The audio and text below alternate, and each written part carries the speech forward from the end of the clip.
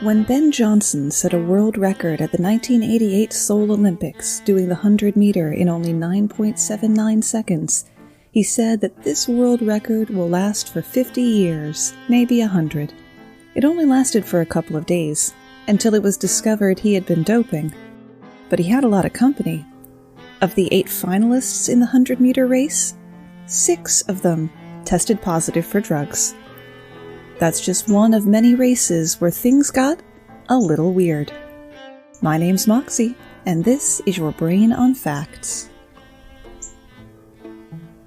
Le Mans, Grand Prix, Bathurst, the Indy 500. Car races are big business around the world, but there was a time when people believed these new horseless carriages were a novelty item for the rich, too flimsy for robust activity. In 1908, a race was organized to prove otherwise, in which 6 teams of drivers tried to be the first to get from New York to Paris. Considering the state of automobile technology and the lack of road infrastructure at the time, that was no mean feat. Only 3 of the 6 competitors would even complete the course. The race was a 169-day ordeal, still the longest motorsport event ever held. The starting line was in Times Square on a gray February morning. The 6 driving teams competed under 4 flags: Germany, France, Italy, and the United States, with 3 of the teams being French. The event brought almost 250,000 people to the streets of New York City to witness the start of the race, considerably larger than the crowd for the very first New Year's Eve ball drop earlier that year. The starter's gun fired at 11:15 a.m., 15 minutes late. Mayor George McClellan was supposed to fire the pistol, but he wasn't there on time, and apparently an impatient bystander did the job, and the racers took off. This was the first of many unexpected challenges. The planned route would take the racers across the United States, north into Canada, to Alaska, over the frozen Bering Strait to Siberia, across Russia to Europe, and finally to Paris. The decision to have the race rolling in the midst of winter added to the challenges. Drivers needed to stop often to repair their cars. They even used locomotive lines when it was impossible to find a road. Not the rails, though. The American car straddled the rails, bumping along on the ties for hundreds of miles. The Italian team complained that was cheating. The car that would win had a 4-cylinder, 60-horsepower engine and a top speed of 60 miles per hour. Cars of the day offered little in the way of rider comfort or amenities like a roof or a windshield. They drove around the world, 15 hours a day, in winter, in open-topped cars without windshields. Antifreeze hadn't even been invented yet, so the radiators had to be drained each night to prevent them from freezing. While most teams were made of a driver and a mechanic, some teams included journalists and even a poet instead. The first car, a French César Nodine, dropped out after only 96 miles with a broken differential they couldn't repair. Another French team lost a man after the 2 became stuck in the snow and began to fight. They were about to duel with pistols when the driver fired his assistant, an Arctic travel expert he would need later on. Not even to Iowa yet, the Italian car had mechanical troubles, and the driver tried to cheat by loading the car onto a freight train. He abandoned the plan when a photographer caught him in the act. The car's owner sent him a telegram. "Quit race, sell car, come home." The American team, driving a Thomas Flyer, took the lead across the United States. They managed to arrive in San Francisco in 41 days, 8 hours, and 50 minutes, 9,000 miles ahead of the car in second place. This was actually the very first crossing of the U.S. in an automobile in the winter. The route was then to take the drivers to Valdez, Alaska by ship. The American driver wasted no time investigating the Valdez-Fairbanks Trail in a single-horse sleigh, concluding that the only way to cross Alaska in a car would be to dismantle it and ship the parts by dog sled. The race committee, headquartered in Paris, abandoned the idea of Alaska and the Bering Strait and ordered the Americans to return to Seattle. The new plan was for the cars to sail to Vladivostok and drive to Paris from there. While the Americans were still sailing back to Seattle, their competitors arrived there and set sail for Russia. Then the Americans lost more time getting their Russian visas. The flyer had been the first to arrive on the Pacific coast, but now was the last to leave, a week behind the competitors. The race committee decided the American team was to be given an allowance of 15 days, meaning the remaining teams could beat them to Paris by 2 weeks and still lose. And they penalized the team that had tried to send their car by train. The driving resumed from Vladivostok, but by that point there were only 3 competitors left. The drivers agreed to start again evenly matched. They had extreme trouble finding petrol in Siberia, leading the French driver to try to bribe the other teams to let him ride on one of their cars so he could at least be on a winning car. This prompted his sponsor to pull him from the race. The 2 teams faced another set of challenges, trying to traverse the tundra of Siberia and Manchuria. The spring thaw turned the Asian plains into seemingly endless swamp. Progress was measured in feet per hour, not miles. Drivers had to push their cars as much as drive them, and even resorted to hitching them up to teams of rented horses. And they got lost. A lot. The racers couldn't ask locals for directions, as none of them spoke Russian, and a wrong turn could cost you 15 hours or more. Once they neared Europe, roads improved and the race sped up. The Germans arrived in Paris on July 26th, while the Americans were still in Berlin. But the 15-day allowance for the Americans and the 15-day penalty for the Germans meant that the flyer had a month to drive to the neighboring country. The American team arrived in Paris 4 days later to win the race, having covered approximately 16,700 miles. Even though the victor had been declared, the Italians drove on and made it to Paris in September. The victory meant huge recognition for the American driver, who in 2010 was also inducted into the Automotive Hall of Fame. If you're ever in Reno, Nevada, you can see the Thomas Flyer in the National Automobile Museum. America's first Olympics, held in 1904 in St. Louis as part of that year's World's Fair, stand unchallenged for the title of Most Bizarre. The Olympics' signal event, the marathon, was conceived to honor the classical heritage of Greece and underscore the connection between the ancient and the modern. The outcome was so scandalous that the event was nearly abolished for good. A few of the runners were recognized marathoners. The rest could be described as assorted. There was a man who did all of his training at night because of his day job as a bricklayer. There were 10 Greeks who had never run a marathon. 2 men from the Suana tribe of South Africa who were in St. Louis as part of the South African World's Fair exhibit, who arrived at the starting line barefoot, and a Cuban mailman named Felix Carbajal, dressed in a white long-sleeve shirt, long dark pants, a beret, and a pair of street shoes, who raised money to come to the States by demonstrating his running prowess, traversing the length of the island. Upon his arrival in New Orleans, he lost all his money in a dice game and had to walk and hitchhike to St. Louis. The race was run on August 30th, starting at 3:03 p.m. If you know anything about daytime temperatures, that's what we call hot time. Heat and humidity soared into the 90s. The 24.85-mile course involved roads inches deep with dust, 7 hills varying from 100 to 300 feet high, some with brutally long ascents. There was cracked stone strewn across the roadway, a roadway that was still open to traffic, trains, trolley cars, and people walking their dogs. There were only 2 places where athletes could get fresh water, a water tower at 6 miles and a roadside well at 12 miles. Cars carrying coaches and physicians drove right alongside the runners, kicking up dust and launching them into coughing spells.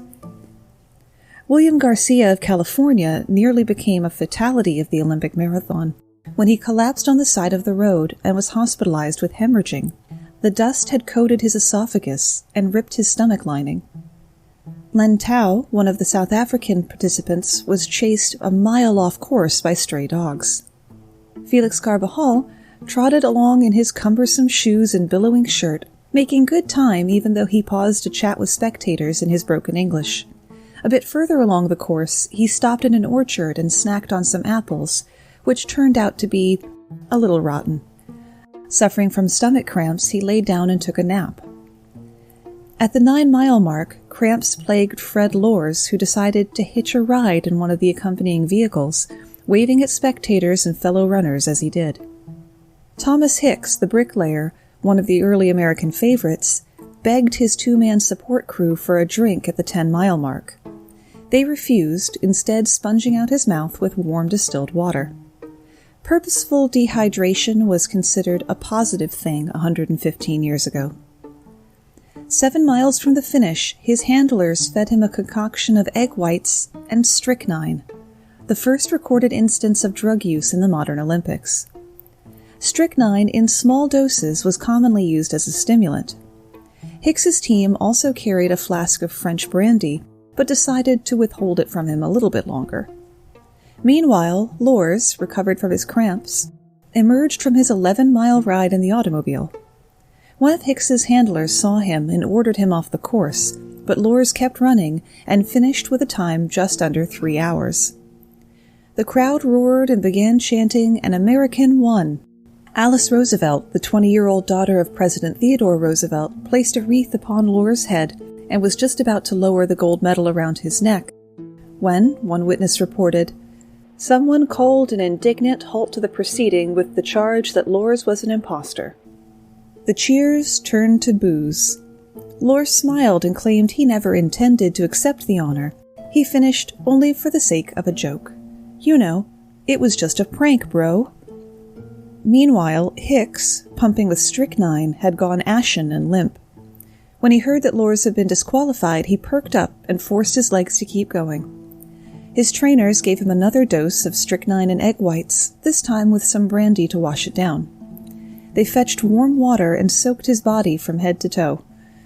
He began hallucinating, believing the finish line was still 20 miles away. In the last mile, he begged for something to eat, then begged to lie down. He was given more brandy and 2 more egg whites. As he reached the stadium, he tried to run, but was reduced to a graceless shuffle. His trainers carried him over the line, holding him aloft while he moved his feet back and forth, and was declared the winner. It took an hour and 4 doctors for Hicks to feel well enough just to leave the stadium.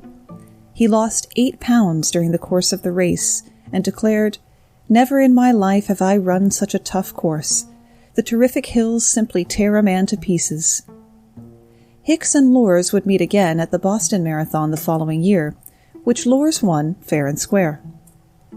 Bonus fact, the 1904 Olympics also saw gymnast George Iser win 6 medals, including 3 gold, despite his wooden leg. Speaking of marathons, we're halfway through our Patreon relaunch with limited time special offer. And I'd like to welcome our 2 new patrons, Dan and Sean. What does it mean to have a Patreon special offer? It means that people who become members of patreon.com/yourbrainonfacts before our 1-year anniversary on February 12th get benefits unavailable after that date. For starters, you will get 2 bonus mini-episodes every month, regardless of which tier you select. One of the recent episodes was Interesting Things About The Rock, not Dwayne Johnson, but Alcatraz, such as inmates being fed the best food of any prison in the country because the warden believed that it would reduce insurrection, and how the temperature in the showers was controlled at a certain warmth so that inmates could not acclimate themselves to the frigid water of the bay for an escape attempt. All new members, and yes, of course, our existing members, will receive a custom Your Brain on Facts acrylic keychain. You can see clips of the laser cutter at work on Facebook or Instagram.com/yourbrainonfacts or Twitter.com/brainonfactspod. We will only be making the exact number of these we need for the campaign, so once they're gone, they're gone.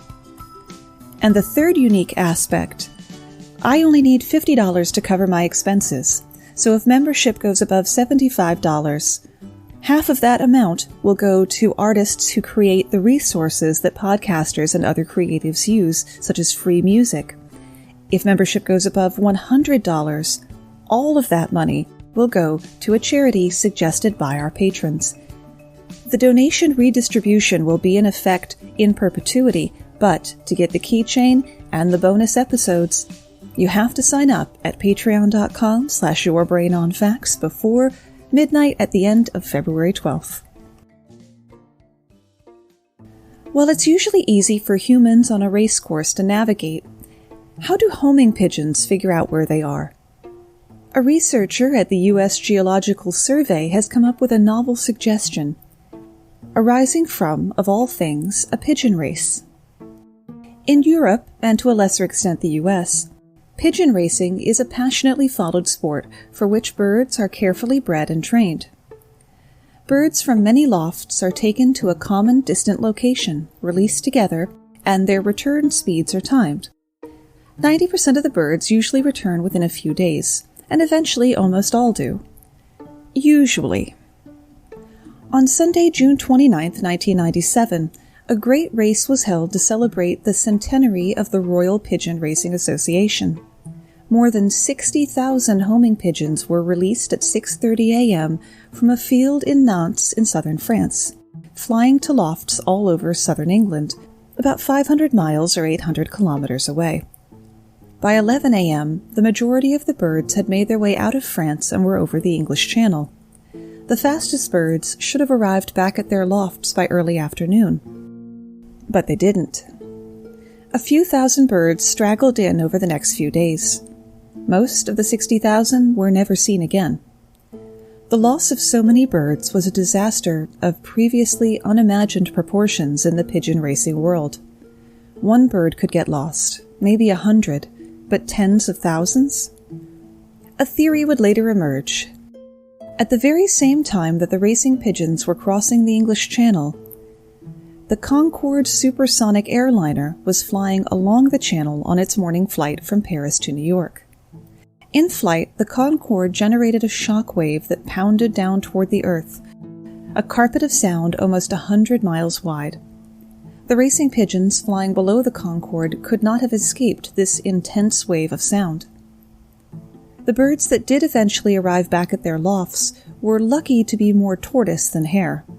They were still south of the channel when the Concorde passed over ahead of them. It's believed that racing pigeons use low-frequency sound to determine their location. A low-frequency sound can travel for thousands of miles. That's how you're able to hear distant thunder. What sort of infrasounds do pigeons use for guidance? All over the world, there is one infrasound, the very low-frequency acoustic shock waves generated by ocean waves banging against one another. Like an acoustic beacon, the constant stream of tiny seismic waves would always tell you where the ocean is. This same infrasound mapping may play an important part in the long-distance navigation of other creatures. It could explain how monarch butterflies in the U.S. are able to find one small locality in Mexico, or how Brazilian sea turtles are able to find their way to their home on tiny Ascension Island 1,000 miles out in the Atlantic. Even more valuable to a racing pigeon looking for home, infrasound will reflect off of mountains, cliffs, and other steep-sided features of the Earth's surface. Ocean wave infrasound reflecting off the local terrain can provide a pigeon with a detailed picture of its surroundings, near and far. The enormous wave of infrasound generated by the Concorde's sonic boom would have blotted out all of the normal oceanic reference. Any bird flying in its path would have completely lost its orientation. The incident is referred to as the Great Pigeon Race Disaster. The Concorde stopped flying 6 years later for reasons unrelated to pigeons. Not every race goes to the swiftest. One was meant to go to the friskiest. Charles Vance Miller practiced law in Ontario for 45 years until his death in 1926. He was also a shrewd investor, which meant that he had amassed a nice fat bank account before his fatal heart attack. A lifelong bachelor with no close relatives, Miller wrote up a will that was as mischievous as he had been. Miller, for example, would amuse himself by dropping dollar bills on the sidewalk and watching the expressions of people who bent to furtively pocket the cash. In death, Miller outdid himself in roguishness. He wrote, "This will is necessarily uncommon and capricious, because I have no dependents or near relations, and no duty rests upon me to leave any property at my death, and what I do leave is proof of my folly in gathering and retaining more than I required in my lifetime." Some provisions include leaving a share of tenancy of a Jamaican vacation spot to 3 men who couldn't stand the sight of each other. He tested the resolve of teetotalers by leaving them shares in companies involved in the alcohol business. The Ontario Jockey Club is an august body whose members are drawn from society's upper crust, so Miller left shares in the club to an unsavory character who existing members found repellent, and to 2 opponents of racetrack gambling. He parceled out much of his estate to test the theory that every person has a price, the only mystery being at what level would greed triumph over principle. But it was clause number 9 of the will that caused the most fuss. It was the legacy that triggered a race to conceive. Simply put, he directed the remainder of his estate be given to the Toronto mother who gave birth to the most children in the 10 years immediately following his death. The money wasn't chump change either. By the time the race came to an end, the total prize was worth $750,000, more than $12 million today.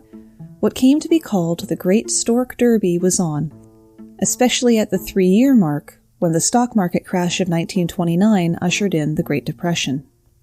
You might have heard of it. With so many people experiencing unemployment and poverty, the pot of gold at the end of Miller's will was enticing, even if attempting it meant creating a lot more mouths to feed. Newspapers followed the fecundity of the contestants closely. It was a welcome distraction from the grim reality of the day. 5 women leading the pack, mostly low income and already with a slew of children, became household names. Those 5 of most fruitful loins had delivered 56 children between them, 32 of which had been born by 1933.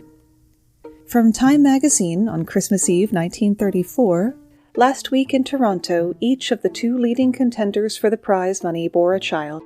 Mrs. Frances Kenny, 31, gave birth to a girl, her 11th since the race began. Mrs. Grace Bagnato, 41, gave birth to a boy, her 9th. While citizens followed the race keenly, the Ontario Provisional Government was not as entertained. It called the maternal marathon the most revolting and disgusting exhibition ever put on in a civilized country. Midnight on Halloween 1936 was the deadline for the baby birthing. On October 19th, the Daily Journal World of Lawrence, Kansas, "A hesitant stork circles uncertainly today over 1097 West Dundas Street with what looked like a $750,000 baby in his well-worn bill." However, the productive resident of that address, Grace Bagnato, was soon disqualified from the Derby because her husband was an illegal immigrant, and that didn't sit well with the authorities. An illegal Italian immigrant. Everything old is new again, I guess. Lillian Kenny, who had 10 births to her credit, was also tossed out because she had the misfortune to deliver 2 stillbirths, and that was declared not to count. Pauline Clark also gave birth 10 times during the competition, but several of the babies had been conceived out of wedlock, an activity deeply frowned upon at the time, so they were out. As the final whistle blew, 4 women were tied at 9 babies each. Annie Smith, Alice Timleck, Kathleen Nagel, and Isabel McLean each received $125,000, or about $2 million in today's money. Lillian Kenny and Pauline Clark were given consolation prizes of $12,500, or $20,000 today. Mrs. Bagnato, whose husband was in the country illegally, got nothing. When Miller's law partner found the will, he thought it was a joke rather than a legal document. Others thought the purpose was to tie the legal system up in knots. According to the Canadian Encyclopedia, the question of whether Miller intended his will to take effect or merely to amuse his lawyer friends remains in doubt. The Ontario government, which had earlier huffed and puffed about the unseemly nature of the Stork Derby, tried several times to have Miller's will declared null and void. The Premier, Mitchell Hepburn, said it was the duty of the government to stop this fiasco. A few of Miller's distant relatives popped up to challenge the will, hoping to secure some of the jackpot. But the will, complete with clause number 9, held up, and eventually the Supreme Court of Canada said that it was valid. It's pleasing to report that the winners handled their legacy sensibly and were able to buy homes and provide education for their children. The winners, that is. Nobody knows how many women started the Stork Derby and then dropped out. However, by the end, at least 24 mothers produced 8 or more babies. This placed an enormous burden on the families who were suffering through the Great Depression, when 25% of Toronto's families were receiving government support. The prize money was a direct result of Miller's capricious nature. He once missed the ferry between Windsor, Canada and Detroit, Michigan. This angered him so much that he bought the property that would eventually be used to construct the Detroit-Windsor Tunnel, which put the ferries out of business. It was money from this investment that largely funded the Stork Derby. And that's where we run out of ideas, at least for today. Some races go off the rails, but there are plenty that were made to be weird. Every year, young women line the streets of Moscow to run for a cause near and dear to their hearts. Shopping. Glamour magazine hosts an annual stiletto race. Young women strap on their tallest heels, 3.5 inches or 9 centimeters minimum, and run a 160-foot or 50-meter course in hopes of winning a $3,000 gift card. Most of the women tape the shoes to their feet, but that doesn't stop all the trips, slips, and falls. Thanks for spending part of your day with me. And thanks again, Dan and Sean, our latest Patreon patrons.